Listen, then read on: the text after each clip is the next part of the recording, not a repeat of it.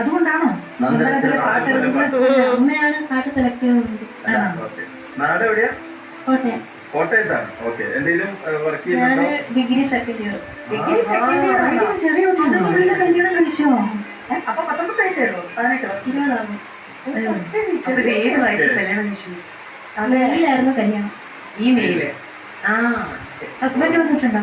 വന്നിട്ടുണ്ട്. അപ്പൊ നമുക്ക് ജഡ്ജസിന്റെ അടുത്ത് ചോദിക്കാം എന്താണ് വിധി എന്നുള്ളത് അല്ലേ? നന്നായിട്ട് പാടാനായിട്ടൊക്കെ ഒരു ശ്രമം നടത്തിയിട്ടുണ്ട്, മനസ്സിൽ ആഗ്രഹമുണ്ടെന്ന് മനസ്സിലാക്കി. പക്ഷെ